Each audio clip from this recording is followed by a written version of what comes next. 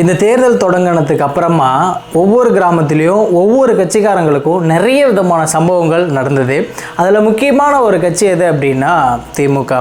திமுகவுக்கு சென்ற இடமெல்லாம் ஸ்லிப்பர் ஷாட் அப்படின்ற மாதிரி தான் சுவாரஸ்யமான விஷயங்கள் நடந்தது. அதுவும் களத்தில் இந்த வேட்பாளர்கள் ஓட்டு கேட்க போகும்போது, அது குறிப்பாக பார்த்தீங்க அப்படின்னா இந்த திமுகவை சார்ந்த வேட்பாளர்கள் இந்த ஊருக்குள்ளேயே வரக்கூடாது அப்படின்னு சொல்லி விரட்டி அடிக்கப்பட்ட சம்பவங்கள் நிறையவே நடந்தது. அதையும் நம்ம பார்த்தோம்.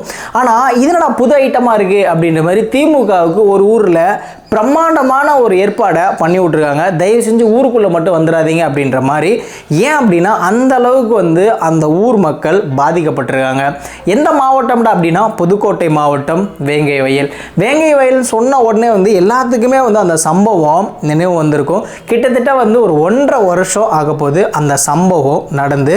ஆனால் அந்த சம்பவத்திற்கு இது நாள் வரையிலும் ஒரு நியாயம் கிடைச்சதா அப்படின்னா இல்லை. அது யாருடைய ஆட்சியில் அப்படின்னா திமுகவினுடைய ஆட்சியில். ஏப்ரல் 14 அம்பேத்கருடைய பிறந்தநாள் அன்னைக்கு ஏழைகளுக்காகவும் ஒடுக்கப்பட்ட மக்களுக்காகவுமே வாழ்ந்த ஒரு தலைவர். அவருடைய நாளை சமத்துவ நாளாக அறிவிக்கிறோம் அப்படின்ற மாதிரி வாயில் மட்டுமே வடை சுட்டிட்டு இருக்கக்கூடிய இந்த திமுக கவர்மெண்ட் கிட்டத்தட்ட 1.5 வருஷம் ஆகியும் எதையோ ஆணையம் அமைச்சோ விசாரணை நடந்துட்டு இருக்கு. ஆனால் அங்கே கலந்தது யாருன்னு கண்டுபிடிச்சிட்டோம். ஒரு ஆணின் பெண் மனம், இவங்க 2 பேத்துமான மனம் அப்படின்ற மாதிரி எதையோ கண்டுபிடிச்சி எதையோ சொல்லிட்டு இருக்காங்க.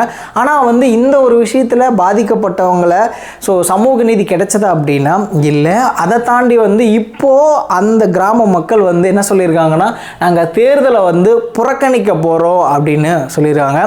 இந்த ஒரு விஷயத்தை அண்ணாமலை அவர்கள் சொல்லியிருக்காரு.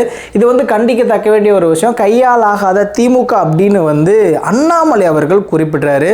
திமுக ஒரு பக்கம் அப்படின்னா பாஜக அதுக்கு மேலே அப்படின்னு சொல்லலாம்.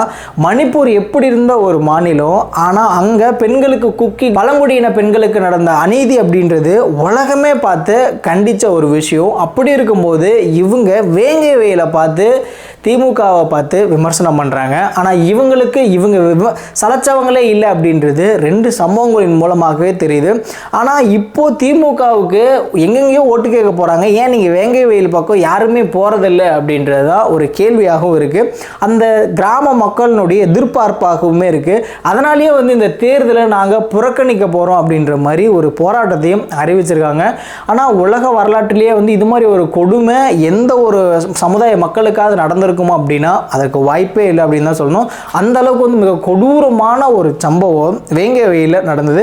கிட்டத்தட்ட 1.5 வருஷம் ஆகியும் கமிஷன் அமைச்சருக்கும் விசாரணை நடந்துட்டு இருக்கு அப்படின்னு இன்ன வரைக்கும் கதை தான் சொல்கிறாங்களே ஒழிய அவங்களுக்கான ஒரு நீதி கிடைச்சதா அப்படின்னா கிடைக்கல அப்படின்னு தான் சொல்லணும். திமுக சமூக நீதி அப்படின்ற பேரில் ஜாதி அரசியல் தான் பண்ணிட்டு இருக்காங்க அப்படின்றது வெட்ட வெளிச்சமாகவே தெரியுதுங்க.